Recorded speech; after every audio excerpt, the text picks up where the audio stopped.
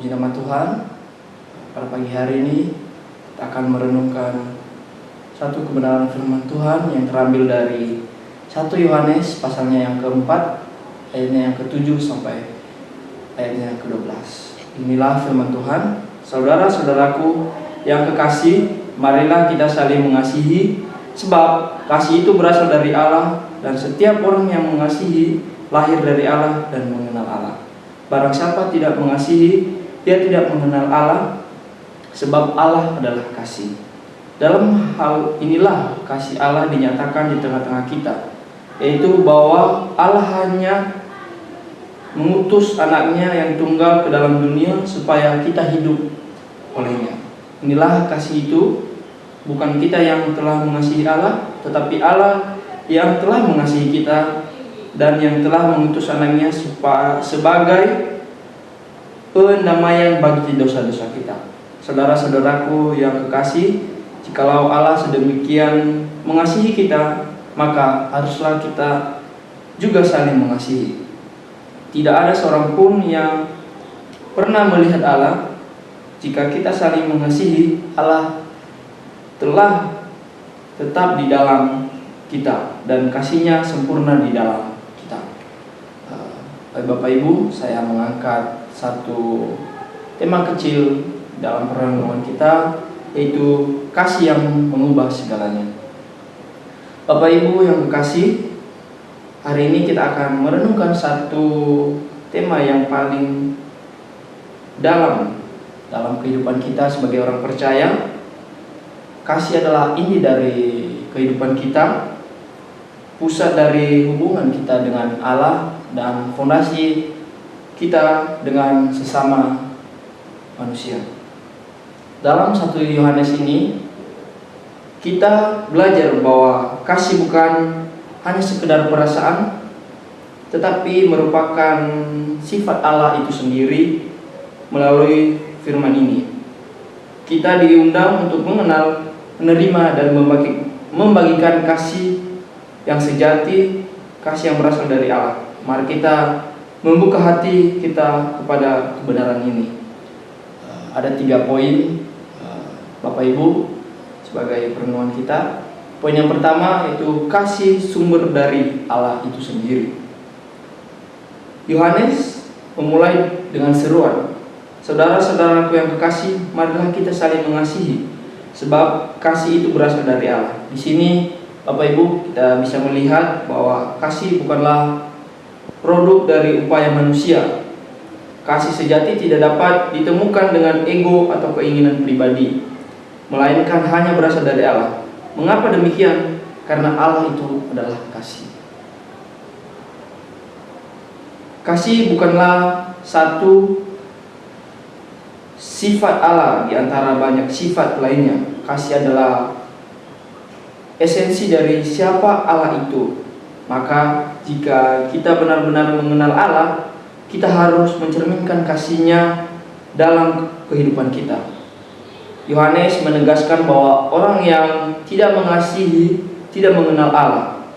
Ini adalah tantangan bagi kita semua. Apakah kita hidup mencerminkan kasih Allah kepada orang lain?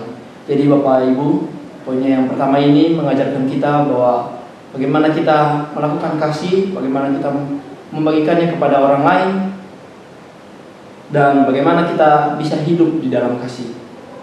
Di poinnya yang kedua, kasih Allah dinyatakan dalam Kristus. Ayatnya ke-9 dan ayatnya ke-10. Kita mungkin bertanya, bagaimana kita memahami kasih yang begitu besar dari Allah? Ayatnya ke-9 dan ke-10 memberikan jawaban bagi kita, Bapak Ibu. Dalam hal ini, inilah kasih Allah dinyatakan di tengah-tengah kita, yaitu bahwa Allah telah mengutus anaknya yang tunggal ke dunia supaya kita hidup olehnya. Kasih Allah dinyatakan dengan sangat jelas dan takkan terbantahkan dalam pengutusan anaknya Yesus Kristus. Melalui salib kita melihat puncak dari kasih Allah begitu besar bagi kehidupan kita, Bapak Ibu. Merelakan anaknya yang tunggal mati di kayu salib hanya untuk menebus dosa-dosa kita.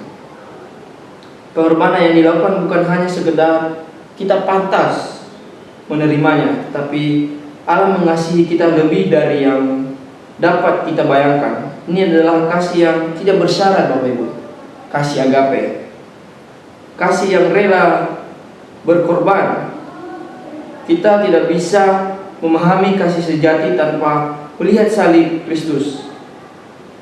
Apakah kita sudah merenungkan kedalaman kasih itu dalam kehidupan kita, Bapak Ibu? Bapak Ibu, di poin yang kedua ini sangat dalam, Bapak Ibu. Bagaimana Allah mengasihi kita, merelakan anaknya yang tunggal, menebus kita dalam setiap dosa kita, merelakan anaknya mati di kayu salib hanya untuk kita, hanya untuk menebus kita, hanya untuk kita bisa hidup di dunia ini, Bapak Ibu. Mari Bapak Ibu kita renungkan poin yang kedua ini dengan sangat dalam, Bapak Ibu. Dan biarlah poin yang kedua ini dapat memberkati Bapak Ibu. Poinnya yang terakhir yaitu panggilan untuk saling mengasihi. Kita bisa melihat ayatnya yang ke-11 dan 12. Yohanes kemudian melanjutkan dengan suatu panggilan penting. Saudara-saudaraku yang kekasih, jikalau Allah sedemikian mengasihi kita, maka haruslah kita juga saling mengasihi. Kasih yang kita terima dari Allah bukanlah sesuatu yang harus kita simpan untuk diri sendiri. Itu adalah kasih yang harus dibagikan kepada sesama manusia. Kasih sejati menuntun respon dan respon kita dengan saling mengasihi. Ayat yang ke-12 menambahkan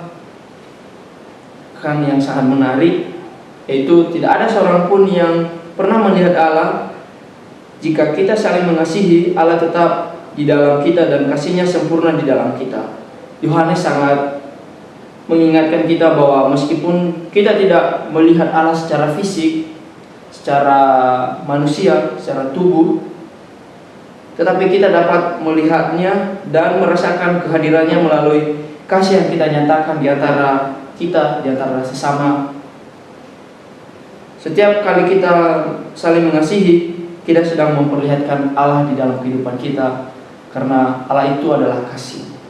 Jadi Bapak Ibu, di poinnya yang ketiga ini, yaitu bagaimana kita memperlihatkan Allah di dalam kehidupan kita dengan orang lain, dengan cara kita berbuat kasih, saling mengasihi, menolong, dan membantu orang lain.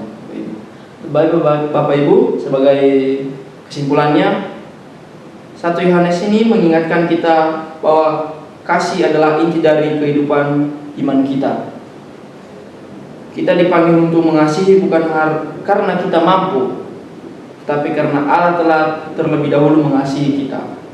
Kasihnya sempurna, kasihnya mengusir kekuatan, dan kasihnya harus diterminkan dengan cara kita memperlakukan sesama. Mari Bapak Ibu kita renungkan kebenaran firman Tuhan yang bisa saya sampaikan kepada Bapak Ibu.